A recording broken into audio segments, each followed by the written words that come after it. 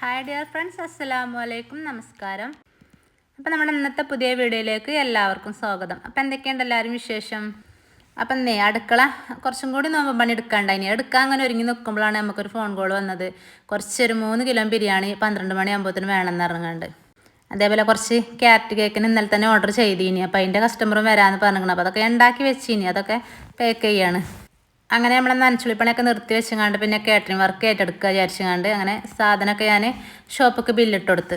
ഒരു 8:30 ആയിക്കോട്ടെ ഓല് വിളിച്ചപ്പം 12 മണിയാകുമ്പോഴത്തേന് വേണമെന്ന് പറഞ്ഞങ്ങാണ്ട് ചിക്കനും അതേപോലെ നമ്മളെ സാധനങ്ങളൊക്കെ നമ്മളെ കടയിലാണല്ലോ, അതൊക്കെ എത്തിയിട്ട് വേണമല്ലോ. അപ്പോൾ ഞാൻ അരമണിക്കൂർ കൊണ്ട് സാധനം ഇവിടെ എത്തണം എന്നൊക്കെ പറഞ്ഞ് അങ്ങനെ പെട്ടെന്ന് തിരിച്ചു തരാമെന്നും പറഞ്ഞു ഓല്. അങ്ങനെ സാധനമൊക്കെ ഇവിടെ എത്തുമ്പോഴത്തേന് ഞാൻ എന്തായിട്ട് നമ്മളെ വീട്ടിലുള്ള ഉള്ളിയൊക്കെ തൊലിളഞ്ഞങ്ങാണ്ട് അതൊക്കെ ക്ലീൻ ചെയ്തുകൊണ്ട് അതൊക്കെ ഒന്ന് കട്ട് ചെയ്തെടുത്തു. അപ്പം 3 കിലോ ബിരിയാണി വെക്കാനുള്ള ഉള്ളിയൊക്കെ ഇവിടെ ഉണ്ടായിന്. അപ്പോൾ അതൊക്കെ ഒന്ന് കുക്കർക്ക് ഇട്ടെടുത്തു. അപ്പോൾ തക്കാളിയൊക്കെ ബില്ലിലാണ്, അത് എത്തിയിട്ട് വേണം. അപ്പോൾ ഞാൻ അടുപ്പൊക്കെ കത്തിച്ചങ്ങാണ്ട് തിളപ്പിച്ച് ചുറ്റിങ്ങാണ്ടല്ലേ ബിരിയാണി വെക്കണതിനുള്ള വെള്ളവും വെച്ചു. അപ്പോൾ അതിന് ഇവിടെ എത്തിയിട്ടോ. അങ്ങനെ അവിടുത്തെ സ്റ്റാഫുകളൊക്കെ ഉഷാറാട്ടോ. അവർ പറഞ്ഞ സമയമാകുമ്പോഴത്തേനും അവരിവിടെ എത്തിച്ചേരലുണ്ട്. അരമണിക്കൂർ പറഞ്ഞപ്പോഴത്തേന് അരമണിക്കൂറിന് ഇവിടെ എത്തിച്ചെന്നു.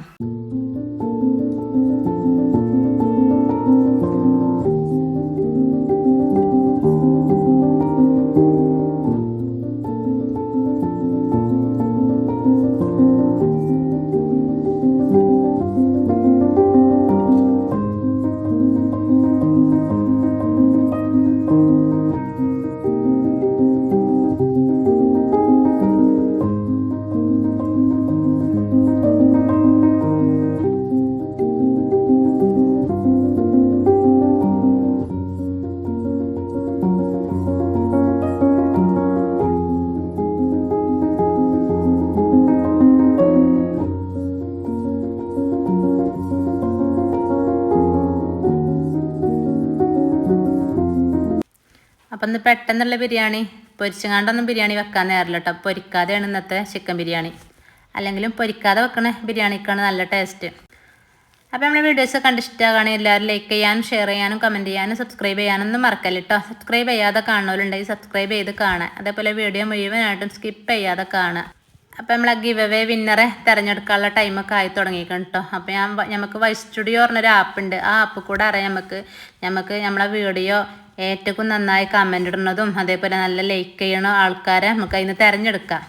അപ്പോൾ അതിൽ 2 ആളെ ഞാൻ തിരഞ്ഞെടുത്തു കേട്ടോ, ഫസ്റ്റും സെക്കൻഡും. അപ്പോൾ ഫസ്റ്റ് സ്ഥാനത്ത് നമ്മളെ യൂട്യൂബ് അംഗീകരിക്കണ ഒരു 2 ആൾക്കാരാണ് കേട്ടോ. നമ്മളെ വീഡിയോ മുഴുവനായിട്ട് സ്കിപ്പ് ചെയ്യാതെ കാണും വേണം, അതേപോലെ കമൻ്റ് ഇടും വേണം, ലൈക്ക് അടിക്കും വേണം. ചിലർ വീഡിയോ കാണാതെ ചിലപ്പോൾ ലൈക്ക് അടിച്ചും, ചിലർ വീഡിയോ കാണാതെ കമൻ്റ് ഇടും. അതൊന്നും നമ്മളെ യൂട്യൂബ് അംഗീകരിക്കൂല കേട്ടോ. അപ്പം ഇതിൽ ഫസ്റ്റ് പ്രൈസ് കിട്ടിയ ആൾ ജെബിൻ ഫർസാൻ പറഞ്ഞ ഒരാളാണേ. സെക്കൻഡ് കിട്ടിയ ആൾ റഗീന എം പറഞ്ഞ 2ാമത്തെ ആൾ.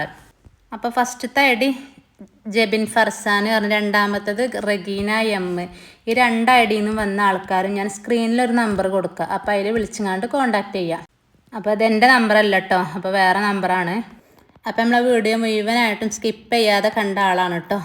ചിലപ്പോൾ നമ്മളെല്ലാ വീഡിയോൻ്റെ അടിയിലും കമൻറ്റും ലൈക്കൊക്കെ ചിലവിൽ ഇടുന്നുണ്ടാവും. ആ വീഡിയോ മുഴുവനായിട്ടും കാണാതെ ഇടുന്നവരുണ്ടെങ്കിൽ കണ്ടുങ്ങാണ്ട് ഇടുന്നവൽക്കേ കിട്ടുള്ളൂ കേട്ടോ.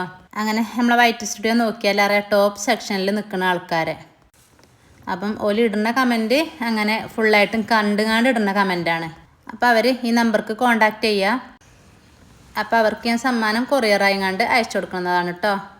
അപ്പോൾ ഞാൻ എൻ്റെ വാക്ക് പാലിച്ചാണ്. അപ്പോൾ എല്ലാവരും മുഴുവനായിട്ട് വീഡിയോ സ്കിപ്പ് ചെയ്യാതെ കാണുക, അതേപോലെ ലൈക്ക് അടിക്കുക, കമൻ്റ് ഇടുക. അപ്പം ഞാൻ അടുത്ത ഗിവ് അവേ വിന്നർ ആരാണെന്ന് നമുക്ക് ഒരു 5-6 മാസത്തിൻ്റെ ഉള്ളിൽ അതും ഞാൻ തിരഞ്ഞെടുക്കും കേട്ടോ. അപ്പോൾ ഞാൻ ഫസ്റ്റ് വീഡിയോയിൽ പറഞ്ഞിനി, ആദ്യം തുടങ്ങിയ ഓരോരോ വീഡിയോയിലും ഞാൻ പറഞ്ഞിരിക്കണം ഇങ്ങനെ വീഡിയോ മുഴുവനായിട്ടും സ്കിപ്പ് ചെയ്യാതെ കാണുന്നവർക്ക്, കമൻ്റ് ഇടുന്നവർക്കും ലൈക്ക് അടിക്കുന്നവർക്കും ഞാൻ സമ്മാനം കൊടുക്കുന്നുണ്ട് എന്നുള്ളത്.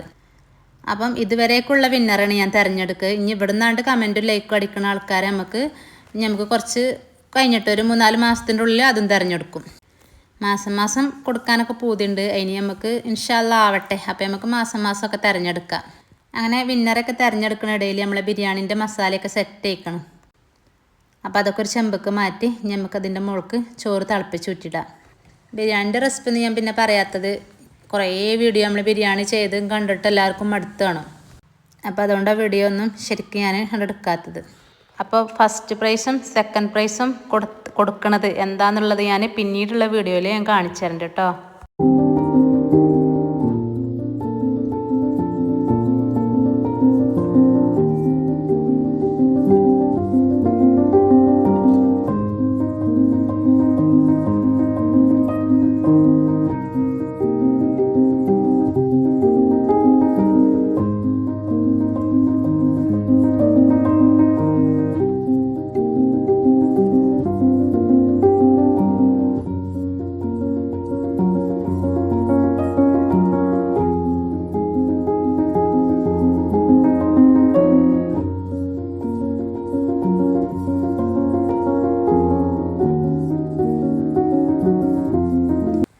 ബാക്കിയുള്ള നനച്ചുള്ളി പണി കുറച്ച് കിച്ചണിൽ ബാക്കിയുണ്ടെന്ന് ഞാൻ പറഞ്ഞല്ലോ. അത് ഇനി ബിരിയാണി കൊണ്ടുപോയിട്ട് വേണം എടുക്കാൻ.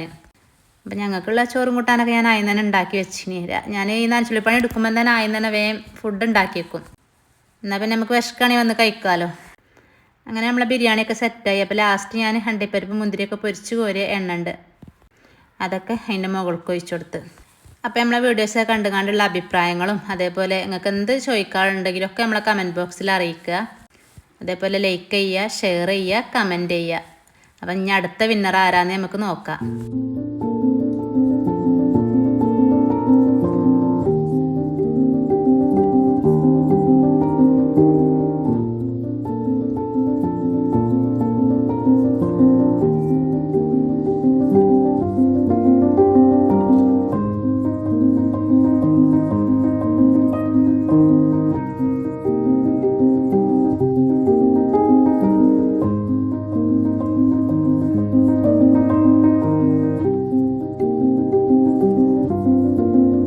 അങ്ങനെ നമ്മളെ ബിരിയാണിയൊക്കെ സെറ്റായിട്ടോ. അപ്പോൾ ഞാൻ കുറച്ച് ഓലക്കൊടി ഇങ്ങനെ കത്തിച്ചിട്ട് നമ്മൾ മുകളിൽ ഇങ്ങനെ ആവി വരുമല്ലോ, അപ്പോൾ ഇങ്ങോട്ട് ഓലക്കൊടി അങ്ങോട്ട് വലിച്ചിടും കേട്ടോ. വിറകൊക്കെ ഒന്ന് തൊയഞ്ഞു കൊടുത്തുകൊണ്ട് കുറച്ച് കണ്ണിൽ വേണമെങ്കിൽ മുകളിലിട്ട് കൊടുക്കാം. അപ്പോൾ ഇന്നത്തെ വീഡിയോ ഇവിടെ വൈൻഡപ്പ് ചെയ്താലോ. അപ്പോൾ ഇൻഷാ അല്ലാഹ് മറ്റൊരു പുതിയ വീഡിയോ ആയിട്ട് വീണ്ടും കാണാം. അസ്സലാമു അലൈക്കും.